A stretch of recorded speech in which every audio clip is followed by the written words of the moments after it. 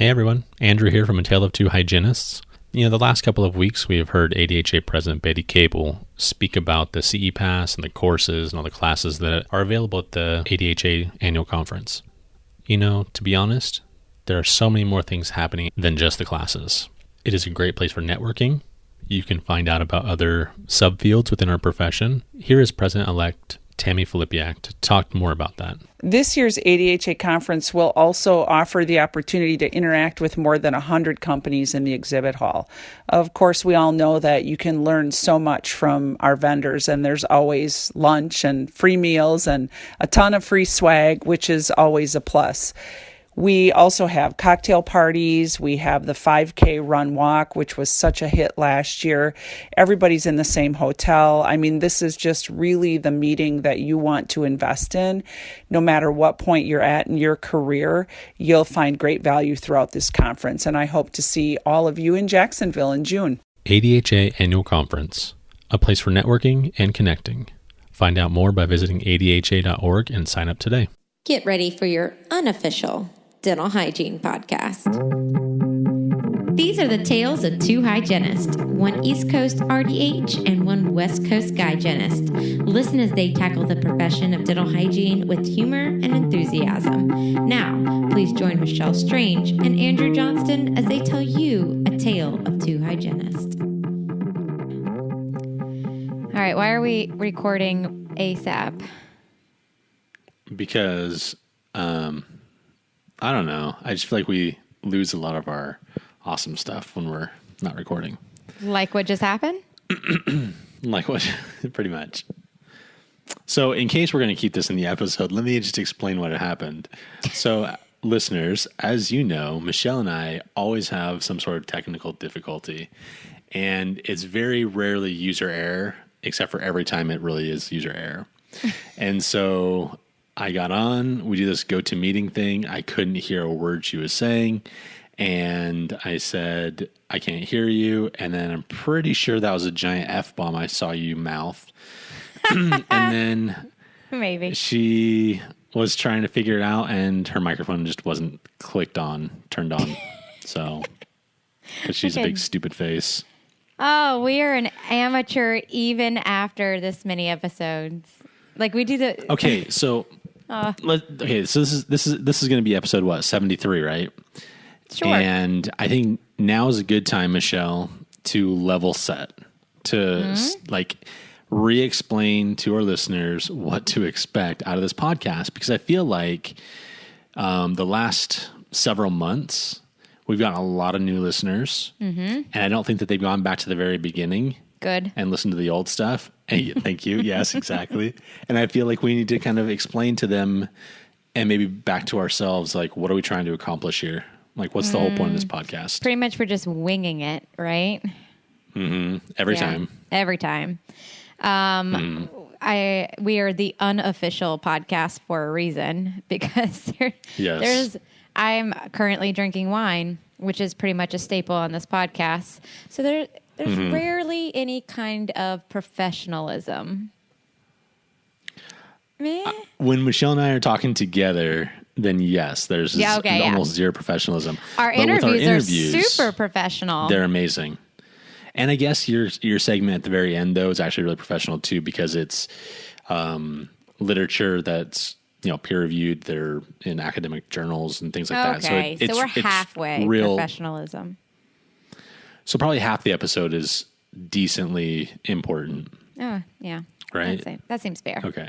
That seems fair. Yeah. Not you and I. And nobody should ever mistake that we would be professional. But we're just having fun. And this is awesome. And I love it. So it's going to keep happening whether you're there or not, listener. So sorry, go ahead. Somehow it made us to number 1 in the medical category of iTunes. Yeah, I want to talk about that. Well, it's not somehow. Let's be honest. Let's give credit where credit is due. It's because of Kara's episode. Yeah. Like almost single-handedly. Like Kara, that was such a good episode and everyone loved it. We got a lot of great feedback from our friends and people we've never listened to before or never heard from before, have made comments about how great that episode was. So, yay. Thanks, Kara. And thanks, new listeners. That's awesome.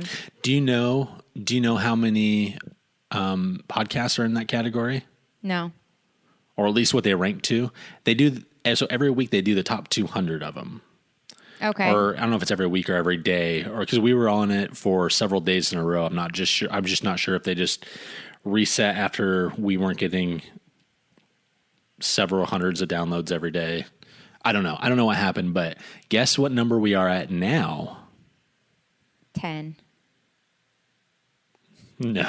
125. Worse. Wait a second. Wait, how many? 200 are in Keep there? going. Or 199? 200 or 179. Yeah. But guess who's behind us though? And not, this doesn't actually really mean anything. It just has to do with like when their new episode releases and then when all their listeners download it. So behind us still at 192 is Gary Takis and the Thriving Dentist. And I think it's Dr. Mullally, 197, the Relentless Dentist. So they're behind us still. Oh. And then ahead of us. Yeah, so I don't feel so bad. I still feel like we're doing pretty good because you also have to understand there are hundreds of podcasts that aren't even on the top 200. So the Dental Hacks are 108. It just sounds like this. It really means nothing in the grand scheme of things because there's so many variables to go into what there makes are a lot it of variables. number one. But I don't care. I screenshotted that thing, and it will be there forever. I'm happy with it. Do you know, so in the same category, just so you guys have an understanding of like why we're so pumped, even if it's just for 1 or 2 days of our whole entire life that we were number one, it's because there is Star Talk. I don't know if you know who Neil deGrasse Tyson is, but amazing astrophysicist. Just he's in the same category as we're at. Oh, really? Invisibilia is on that. Radiolab's on that. Hidden Brains on there. TED Talks are on there. What? There's one that's called Stuff to Blow in Your Mind. Yeah, I'm telling you, we beat all of these for a couple of days. And again, I understand that it's really like, I mean, it was just a couple of days. So like variables. In the grand scheme of things, not that big of, but I'm so excited that we beat them all. Cool. I'll take it. Yeah. So thank you again, listeners, and thank you again, Kara, for helping us out with that. Who's our interview today, by the way? None. We're not gonna do an interview today. I decided. Do you like when I do that to you? When I don't tell you what's going on? But you know who we do have left? We have the round table left, the teachers round table, educators round table from Chicago Midwinter. Mm-hmm. And we have Sandy Lee and I did one. That's a long one. It's like an hour and a half long. So we probably won't do a lot of intro stuff for that one. Or any. Just release it. Yeah, or any. It's like, hey, this is episode 75 or whatever it's going to be. And then we have Cassandra still. We have her episode coming up. And so we have probably 3 pretty decent ones in the next couple of weeks that when we talk about what we're talking about today, I just didn't want that to be associated with anyone's episode necessarily. Are we going to give a shout out to the really wonderful person that gave us a bad review? Yes. Excellent. But before we do that, let's give some kudos and some comments to some of the good reviews that we have on there since last time we talked. Fair enough. So apparently I rated this, and I didn't really realize I was doing that, but I rated it. I gave us 5 stars. You rated us on the iTunes? Yeah. Nice. Yeah, I did. And then Megan Muir, M-I-R, Megan Muir, gave us 5 stars, April 25th. So shout out to Megan. Thank you. It's titled Great for Future RDHs. And Megan says, I listened to this podcast for most of my time at dental hygiene school. Michelle and Andrew are entertaining and informative, and I would highly recommend to all first-year students or soon-to-be hygienists out there who love to learn beyond the boundaries of the classroom. Each week, there's something fresh and entertaining to fill in your study breaks. Awesome podcast with fantastic guests and hosts. Wasn't that nice? Well, that's fantastic. Thank you. That is fantastic. That was wonderful. That was super nice. I feel very, very happy. Aw. We also got some mail. I know, right? It's because she crushed it up this time before she put it into my stuff, and like it faster was like into the bloodstream. Like well done, Allison. Yes. As I'm looking up some of this other mail that we got this week, did you? I mean, as you can probably imagine, remember how I gave you that picture? I was like really burnt all over my face. Yeah, you're so dumb. I know. Well, all week my skin has been kind of peeling, which is, I don't want to say it's new, but it's not the norm that my face is peeling like that. Okay, let's hope not. And it was gross. And now my arms are all peely. Look at that. I don't know if you can see that. What? Anyways. Sunscreen, Andrew. For an albino person like yourself and even me, we have to wear sunscreen. It's very important. I'm a Nazi about sunscreen. You're very lucky I was not around. I would have sprayed you down like a child. I would have had people hold you down. And I would have been crying about it the whole time.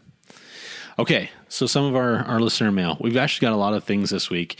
One of them is from Leslie.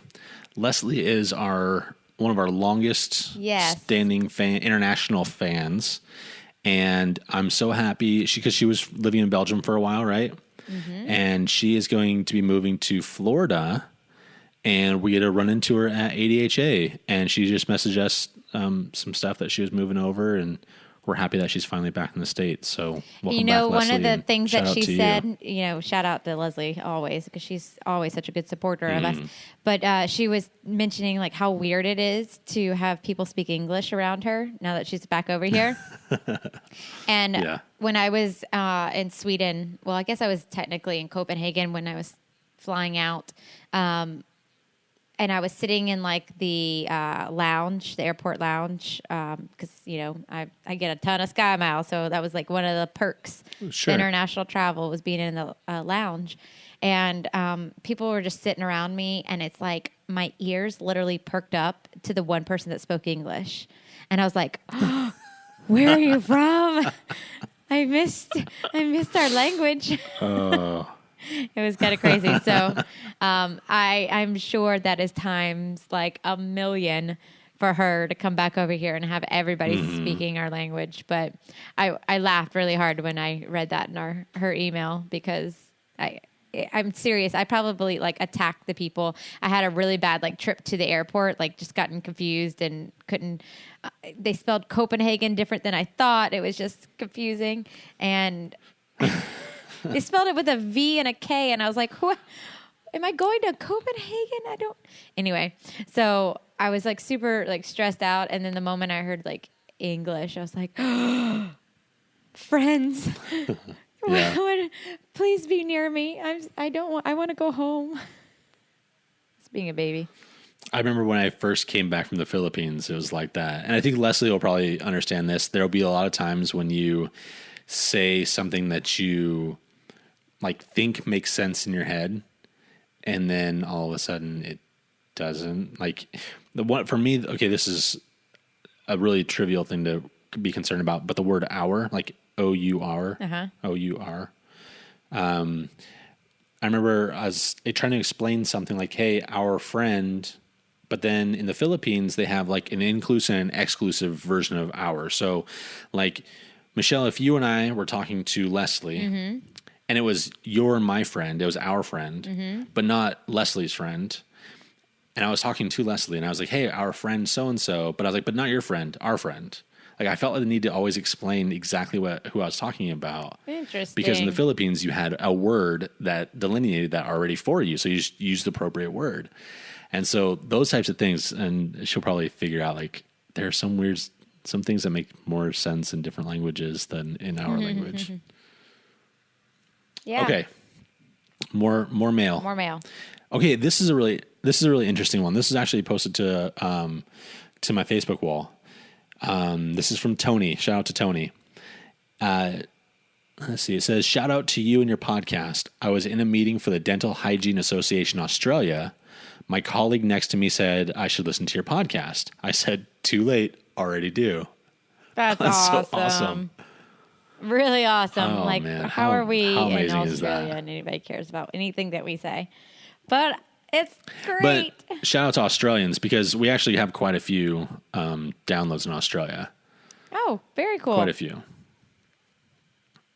You know what else I wanted to do today? Sure. Since we have a little extra time, I wanted to ask you what your thoughts were on our highest states. Oh, by the way, we have over 50,000 downloads. I don't know if I threw that out there lately. You did not, numbers guy, which is shocking.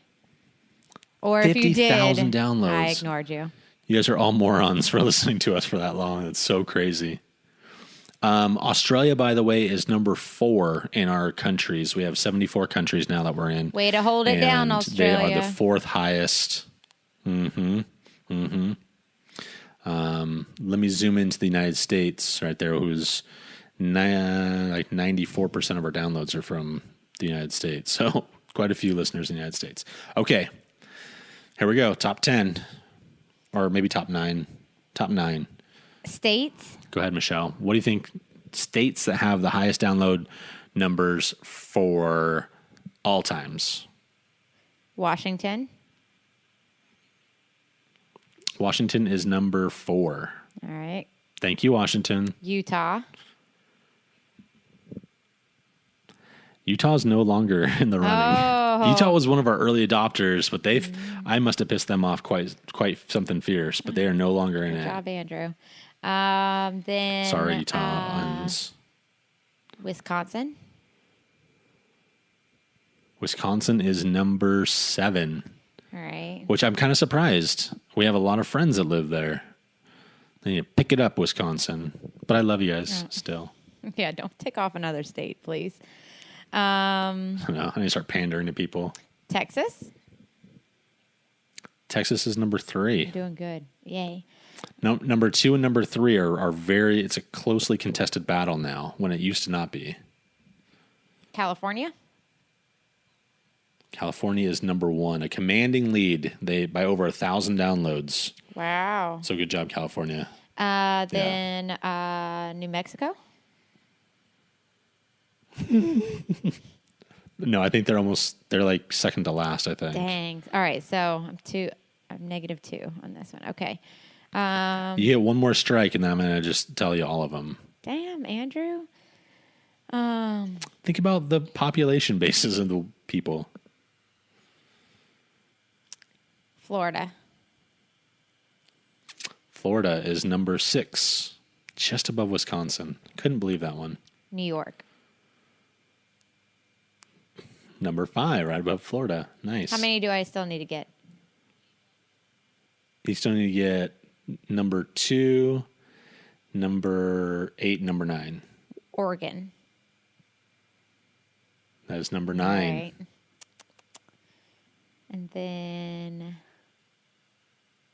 trying to think of all of our popular states in the past. Michigan? Dang. All right. Illinois is number 2. I mean, Chicago, obviously. But okay. Illinois. Right. They were. It was a toss and up. South Carolina. What? I know. They started loving you all of a sudden again. They were not giving you very much love for a long time. But South Carolina is number 8. Shut your mouth. I know. For how long, but though? here's what I want to point week? out. I know. Yeah, I don't know.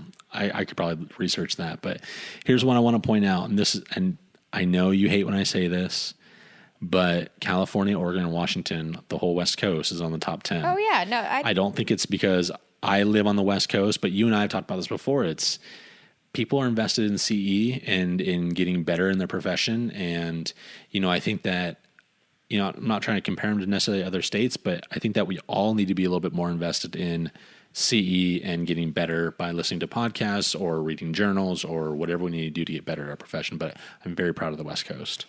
Good job, West Coasters. Now, if the East Coast could pick it up, that would be great. Stop making me look bad, guys. That'd be really, really, really great. Well, yeah, Florida. And New York? And New York. So as a saving grace, though, Salt Lake City is number 9 on the all-time download list for cities. So maybe I didn't make them so mad, but I don't know, maybe I did. Okay. So there's that. And now let's go back to our fan mail.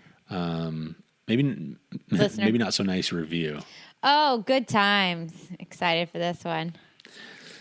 So let me read this, and this is going to sound like Michelle and I are a bunch of crybabies, but I think we have a reason of why this happened, but we're not for sure. We have postulated this. We really don't know why. We really don't, but it was just the timing and there's no way for us to find out. Yeah. Okay. So it's from April 20th, 2017. It's entitled "I Just Can't" by Lacey G22. They say, I wanted to really like this because I live and breathe dentistry. I just can't waste my time listening to people that are not current and up on current modalities. It's kind of everything I'm against. Boring.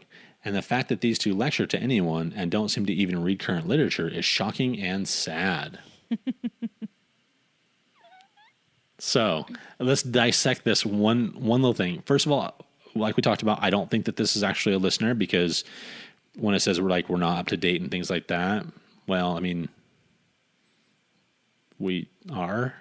Like your whole segment is from, what's the oldest article that you read for Storytime? Maybe Michelle? 2012. Maybe 2012. So maybe 5 years old. And that might have just been one or two of those. Most of them are for 2015, something like that. So only a couple years old. So that part's interesting to us. So what do you think, Michelle? Why do you think this happened? I do find it funny that it fell on just after I got in a Facebook argument, which is a big Facebook argument. I keep saying one day, and they said similar things too in this argument, where they're like, "Get up to date on your stuff." And then you quote me 2011 article. Got it, lady. I'm going to learn one day to not engage on Facebook, but I just literally can't. I can't help myself. I have behaved myself. Yeah. I got off of that after a while, but we're arguing about implant maintenance, which is actually why I am now the moderator on a new Facebook page called Dental Implants Uncovered, and that is put on by our friends Melissa Obratka and Siobhan Healy, who have a new business called ADHA Innovations. And I'm with Susan Ingrove, who literally wrote the textbook on implants. Edie Gibson, who is just smart and great all around, and talks about implants, actually wrote the curriculum for one of the ADIA and ICOI's accreditation for implant accreditation program. Or credentialing program. And then actually Melissa's doctor, who is a prosthodontist, and they see tons of implant maintenance patients. So I was just really honored, especially after that nonsense, to even be asked to be on that, since I was like, I can't. I am going to learn to be, because one of the things too I need to stop doing is either drinking wine and getting on Facebook, or waking up and having like coffee, like literally out of the gate before I barely even get out of bed, checking Facebook, and not even having, like, my brain's not even turned all the way on, and saying things to comments, and then it's your filter. Your filter hasn't been either turned on, and it's or a kept thin on, filter at that. So I really need to wait until it has awakened with the rest of my body, or has not been shut down by wine. And so, I mean, I was probably pretty short with when they were saying, like, use stainless steel scalers on implants. And I'm like, well, yeah, that goes against everything that research says, but whatever. I mean, I'm going to learn to deliver my message. That sounds exactly like you. Well, no one knows you. That, I mean, they know you, but they don't know you in that context. And so I think that that's kind of frustrating on your end, where you kind of have to qualify yourself every time you say something on Facebook when you shouldn't really have to. And on my end, and not to embarrass you too much, because you hate getting like praise and stuff, but you're actually one of the better speakers that I've listened to on implant maintenance. And I've heard a few lately. Yeah, I know. And I feel like your delivery method's pretty good. And so if I was going to actually learn from anybody, I might that's try and learn interesting, from you. Since after I think that people are doing their disservice. Off the podium, you told me I did not sound like myself. I sounded too professional. I thought that was... You do sound too professional. I want you to kind of knock that off. I actually did take that to heart and got a little bit. What? I wish you could have come and saw me in Seattle when I was giving that one, because I did. I took it to heart and really kind of thought on that and didn't want to be too like preachy or like there's no other way. So I kind of got a little jokey up there. I think here's what it is. You're such a funny person, and you probably don't even mean to be half the time. We're mostly laughing at you, not Thank with you. you, kind of thing. That makes me more happy. But you're welcome. But like when people get up and lecture in front of a room, no one wants the rigidity that we get a lot of times, especially something that can be as dry as implant maintenance. Let's be honest, implant maintenance. I mean, come on, this is how you clean these areas better. I mean, it can be boring. But first of all, your delivery style makes it so it's not boring, even though you are professional. But I think it would just elevate it that much more if you were a little bit more personable and less like, hey, let me read you the research. Well, anyways, you weren't that bad. Whatever. You weren't like you are like with me right now on the podcast. Right. Well, and the other thing is that I do lecture on it. I do not claim to be the expert on it by any way, shape, or form. And after that whole debacle on Facebook, where they literally told me my research was old and then quoted me something from 2011, which then, because I'm a psycho, then read that article and then went and read each one of the quoted articles within that article, and they were from the 90s. So I just want to go there. Like, so yeah, Dimensions put this 2011 article, but at least 5 articles were like from the 90s. So, all right, yes, hygienists out there, we want to stay up to date and read our journals, but look at the references. When's that research coming from? Mm-hmm. And sometimes that is the best research that we have. Like, if you look at gingival stimulation, the last article is like from the 70s or the 80s. Like, nobody's having fun time with research on gingival stimulation. So yeah, we have to still apply that with clinical significance. But on the flip side, there is literally every month new research coming about on implants. So to quote me something from 2011 and then tell me my research, after I just developed this whole presentation and spent, I'm not kidding you, every single day, probably for a month, the presentation alone had 16,000 editing hours on it.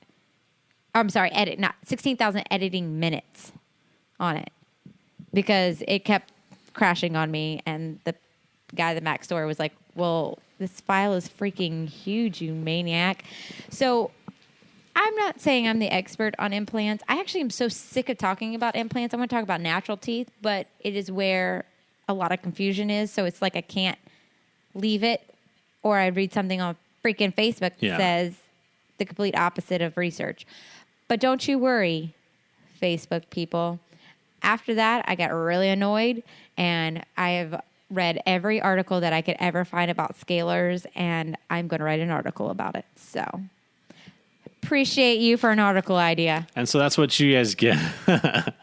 That's what you guys get from Michelle. I mean, she's kind of a maniac when it comes to that kind of boring, crappy research that no one else wants to do in life. Yep. She'll do it because she's a freak. But I also don't like being wrong, one. And I also don't like being confused. Mm-hmm. And it took me aback that everyone was like, the comments were all over the place. And it made me go, what, are these people just late in their research? Or are they reading research that's saying something that's different than my research? So I just kind of took it upon myself to read everything.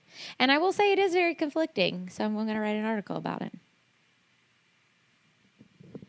So that gets me into another thing that happened this week that I shouldn't have made a comment. I just threw in my 2 cents on one comment for the first time in forever. Sorry. And I want to kind of put this out there on the podcast. Okay, here's the thing.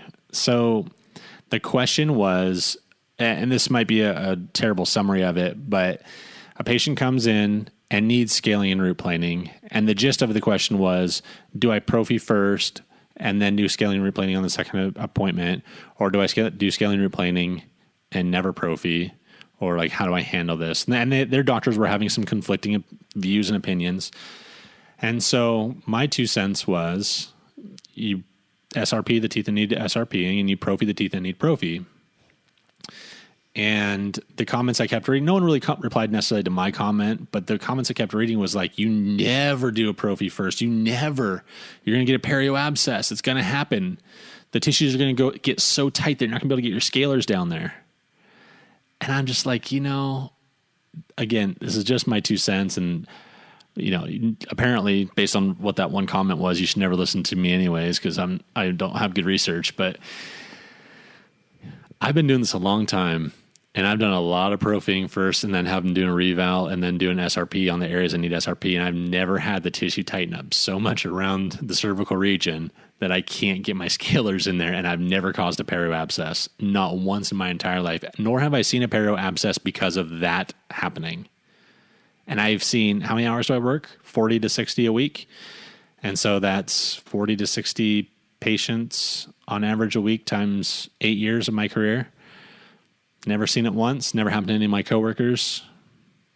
I think I would have seen it by now if that was something that happens. Well, the thing is that, and I honestly don't have the most current research on that kind of protocol, but we also have to take what research we have and make it clinically significant, right? Like make it work within our practice. And I agree with you. I've never had somebody do... I would almost always give them the chance again, and which my comment back to you was OHI boot camp. Like, put them through it.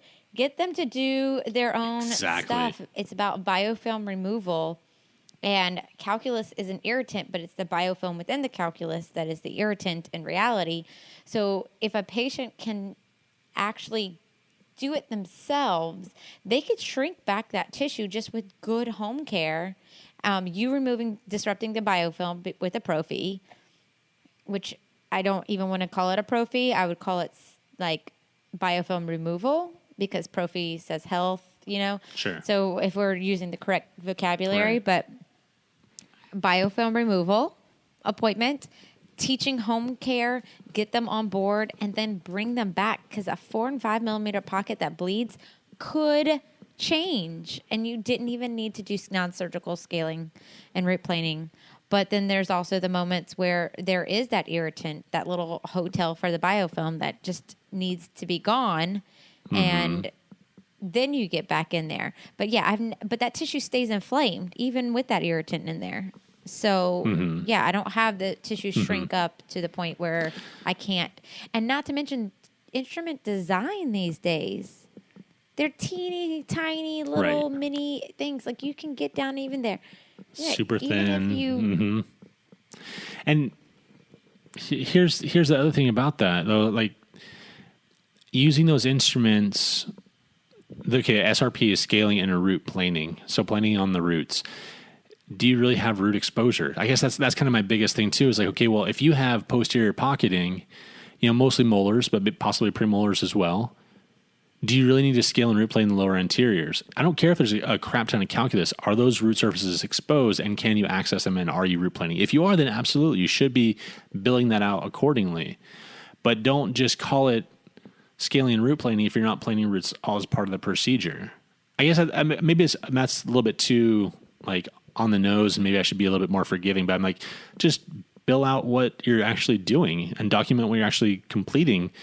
And I know we have to work with the insurance game, and that's hard too, but I mean, you can do a prophy at a no charge. That way the insurance, you don't have to bill it to insurance, but you're at least documenting and covering yourself if you ever have to explain what you're doing for the patient. And you and I have very different places where we practice. I mean, your practice is just very different.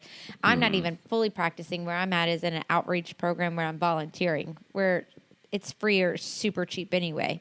But if I think back on the game you have to play within an office, the insurance person, front desk person has no clue, or office manager. Right. And this is not most offices well, all offices. I think it's a smaller percentage that has their stuff together. But the mass majority of people are just struggling to even get them to not call it a prophy and call it a periodontal maintenance.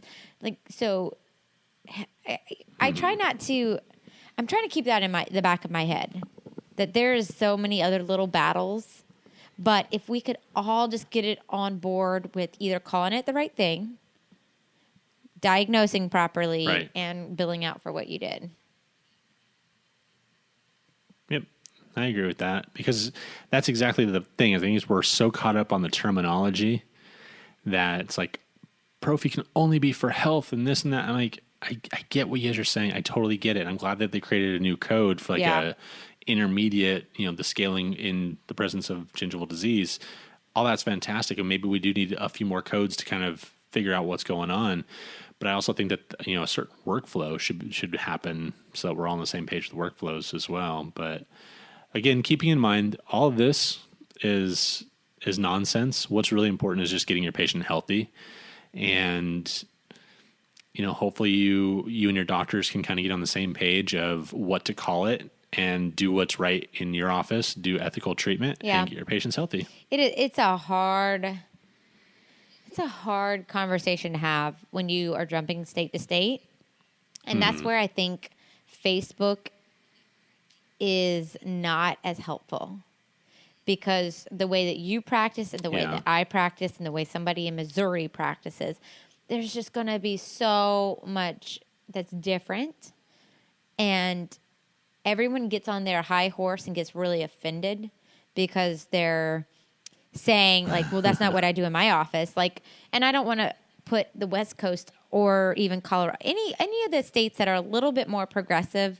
Not that I want to put you on blast, but sometimes it comes off very condescending to a state that is literally trying to fight the battle to even get anesthesia in their office, like, or for hygienists to do that. And it's not that we don't want to be you or have that same standard, but it's that we are fighting a battle at such a much lower level than you right now that we can't even see outside of that, right? We can't even see the war for all the little battles that we have to get through. And the war being getting patients healthier, which is difficult. That's difficult.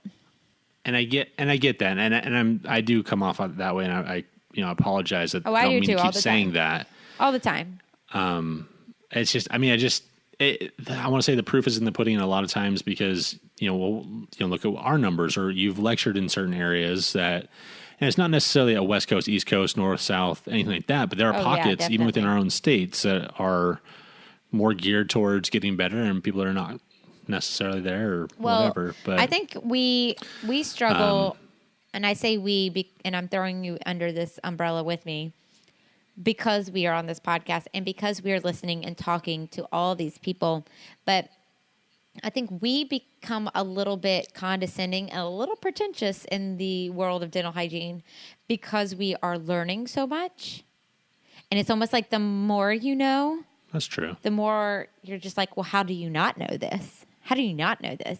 And you have to almost take you get disgusted. What are you doing? And it's so hard. Which, again, going back to where this conversation started in our wonderful 1-star review, is that I'm going to try to learn to deliver my message on Facebook a little bit better. Because I can do a little self-reflection and see that, like, a 5-word sentence of do better, this is not the research, it's not going to come across well. Mm-hmm. And I don't know what part of the country we're even talking about, where, God, somebody might live in like the tiniest town of the hardest, like, blue collar workers that will never choose an implant. They're just not. They just financially can't choose that. And so they're never going to see an implant. And so they might say something so ridiculous. And I got to remember that they weren't in an office. They're not sitting in doing this research. They're not sitting in every damn educational course that they could come across where I have. So I'm gonna try. I'm gonna try real hard. Can I also just make a shout out to the Dental Hacks episode that just launched or released probably. I think it was last Fridays, but it might have been the Fridays before that. It was a round table that they were talking with a bunch of doctors about when do you save a tooth, when do you plan an implant, when do you do removables, what do you do? And so I think there's 4 of them on the panel. That was a really good episode. I'm about 3/4 of the way through it. But if you have a chance to go over to Dental Hacks and download that episode, I think it was really good. I actually haven't listened to them in a while. I've been catching up with Prism Podcast, which is our friend Grant Ritchie and Jason Lipscomb. Luchtefeld. Thank you. I was going to say Jason Lipscomb. He was the previous co-host. Now his name is Clay, and he's a pediatric hospitalist. But it's a little bit more towards the skeptical side. So I've kind of been like, I just want to hear that side of things too, and their reasoning. And because I can be a little wooey sometimes, but I also love the science side of it. So I'm excited to hear both of them. So I need to kind of probably jump back to my traditional dental hacks and Dr. B and all of our original favorites. And that's something too, listeners, if you're just now coming on to listen to our podcast, we've in earlier episodes, we talked a lot about the different types of dental podcasts that we listen to. Dental Hacks is a big one for us. It was kind of, I don't want to say the founding gateway drug podcast. It was our gateway drug. But there's so many. I think there's 44, 45 or more out there. Mom Genius is obviously a hygienist one that we really like. Carrie's podcast, something that we really like. The Passionate Dentist, Relentless Dentist. Dr. Howard Ferran has one comes out like every day. Oh, what about the new one, the Millennial Dentist? Have you listened to that very much? I've listened to a few episodes of those. The problem is there's just so many. I like them. And not enough time. There's so many. Yep. That's true. Because then believe it or not, I do go outside of dentistry every now and again. I listen to NPR Politics, and I listen to Stuff You Should Know, and I'm really into How I Built This, which is about even like the Southwest. So anybody from who created Spanx, who created Southwest, who created Blue Apron, those people are on there, and they talk about how they started these companies. And then Mike Rowe, The Way I Heard It. I love his a lot. He's great. I usually watch the video version of it, just 'cause it's always on Facebook or whatever. But I didn't even know he had a video version. So there are some podcasts podcasts outside of it. When he's reading the letters from his mom, you ever listen to those ones? She is so funny. It makes so much sense of where he gets his, everything, whatever his outlook, his wit, his everything. I love his wit. I'm a big fan of the Gimlet podcast. So speaking of outside of dentistry, so Reply All is a pretty big one. The Startup is a pretty good one. They have a couple of other ones like Crime Town that's kind of catching my eye a little bit more. But the Startup is more kind of like what you were saying about the other one, where they have, hey, this is how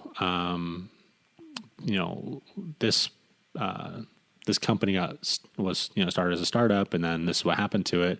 They were just talking about Friendster. Do you remember Friendster? Seriously, how many years ago was that? 12. So that was before MySpace. I was going to say. So it was the original. So it's like the original Facebook, and so not to ruin it for you guys if you're going to go listen to it, but basically they were just mismanaged. They didn't have enough bandwidth or whatever to be able to handle all the traffic that they had. Then MySpace ended up kind of coming on the scene. Friendster ended up going and being sold to an Asian company, and then the Asian company ended up selling components of it back to Facebook, and it was just, I don't know. That's cool. It was insane. So those are the ones I'm listening to right now. Oh, that sounds similar to Airbnb. Airbnb was on there. I'm talking about the band and Instagram. The creator of Instagram. That one sounds really good. Yeah, he's good. It's an NPR one, How I Built This. but they have a lot of big names. But they were talking about bandwidth, and I was like, damn, I never even thought about that.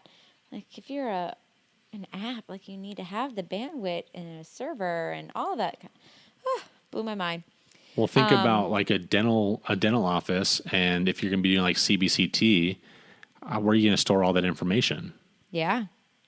Yeah. You know, I mean, it's applicable to so many things. You just don't have enough room. It really is. Those files are huge. So, switching gears on you again, did you see what I posted earlier about who liked our Facebook page? No. Hellrider. Hellrider likes your page, A Tale of Two Hygienists. What is a Hellrider?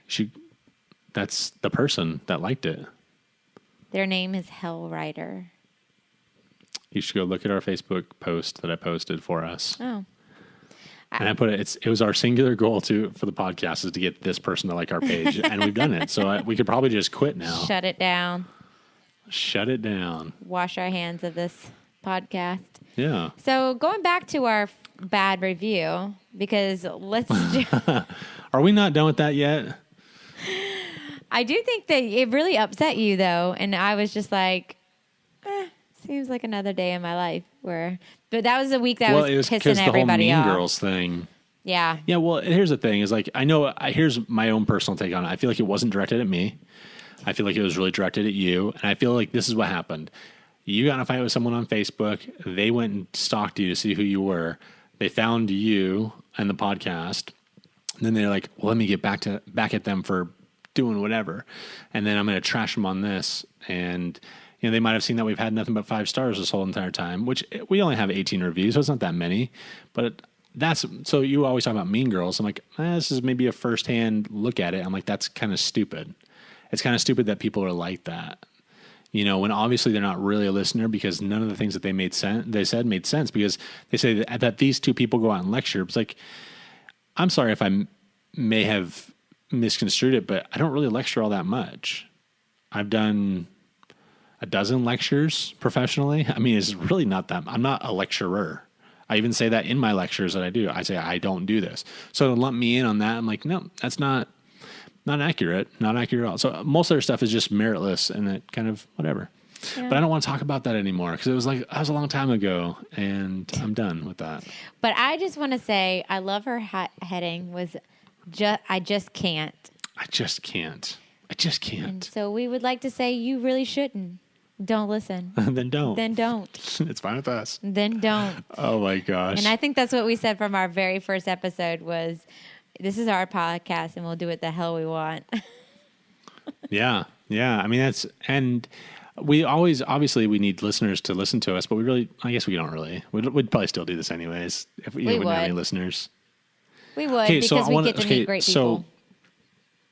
That's true. So let's finish up this episode by saying what is coming up. Like, we're level setting again today, just kind of setting the record straight of what we want to do with this podcast. Where do we want to go from where we're at now? I want to do more roundtables. We said that from the beginning. We needed to do more roundtables. The problem is that it's the audio quality that comes with roundtables. It's just, if people don't have microphones and they don't have their certain tracks, that gets difficult. So one day we're going to figure out a way to do better roundtables. I have a way. Oh, good. I have a way to do that. Are you ready for this? Sure. So there is a recorder out there that records. I'll have to look it up again, but I want to say it's like 8 tracks in one record. Like the one we have now does 4. I can buy an attachment so we can have 6, but this other one does 8. And so if I purchase that, then I need to purchase some more microphones though. But when we go to, on location, like all the conferences, we could easily do more roundtables. What we would need though is a couple of things. 1, I need to make more money. 2, problem number we 1. We need more listeners. So that goes back on you guys as our listeners. Maybe go and grab your friend's phone, download our podcast, hit subscribe so that they are always getting the feed.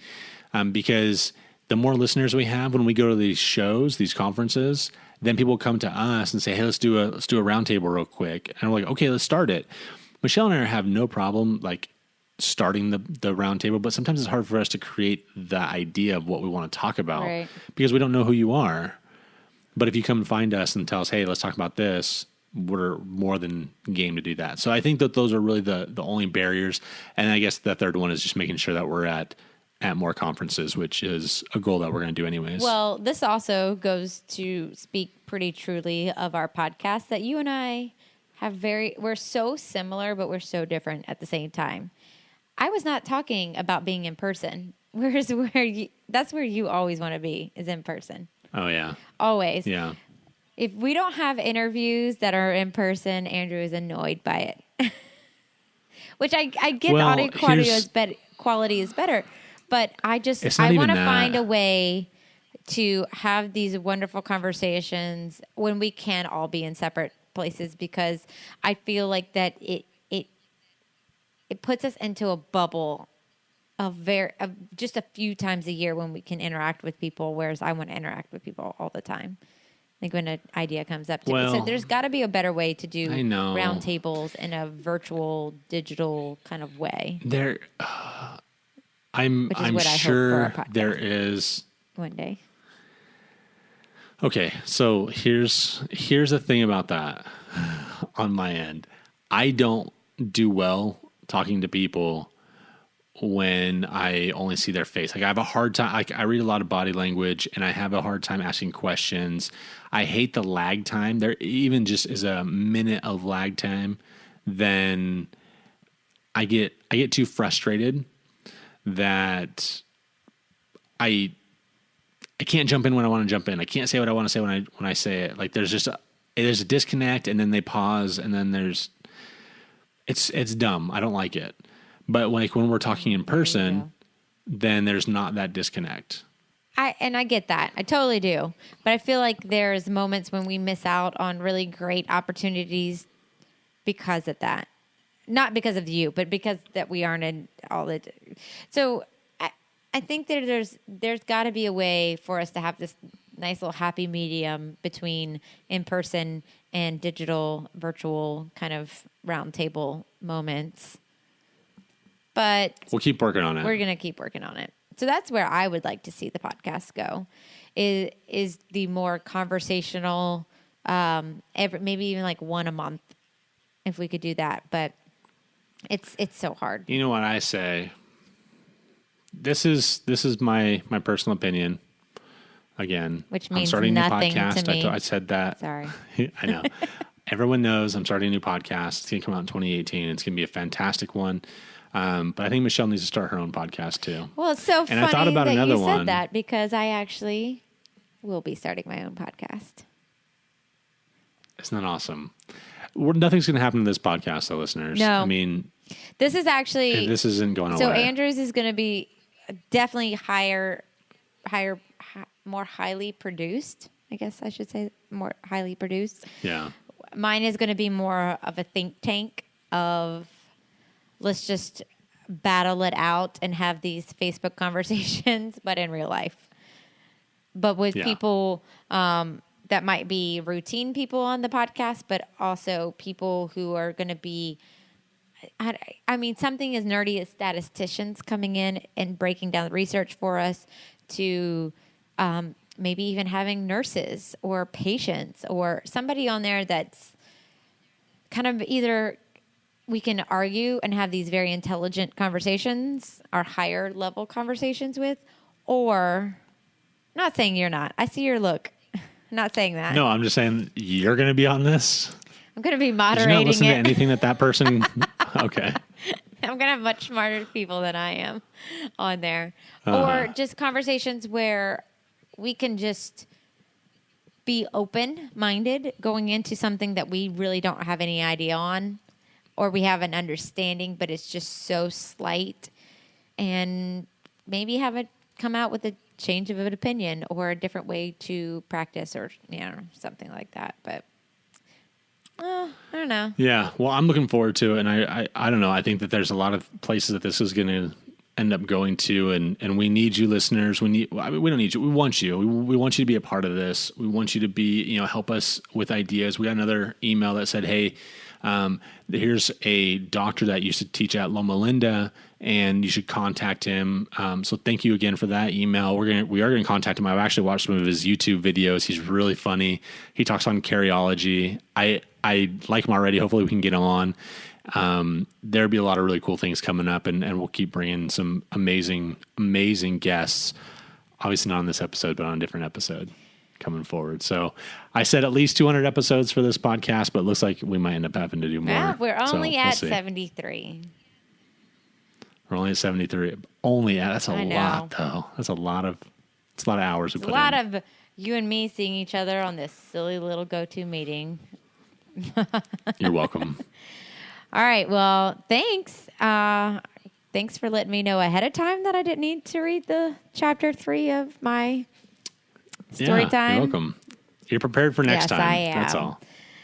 But good call, because I agree. We don't want to put my nonsense shenanigan yelling at bad reviews on anyone else's interview. No, we don't. We don't want all that complaining business to be on anyone else's. But here's the other thing too. We wanted to also mention before we end. Come find us at ADHA. Yes. Come find us at RDH Under One Roof. We're going to be at both of those. We want to have lots more roundtables and just even individual episodes. Come find us. Come take a picture with us. It'd be really awesome. We'd love it. Yes. So true. We love our listeners, and we have the best listeners out of all the dental podcasts. We really do. The most interactive. Yep. And so we appreciate that, and we appreciate you for even suggesting listening to us and the people that we have on, the amazing people that we have on. Awesome. All right. Well, have a good week. Have a great week, everyone. Yes.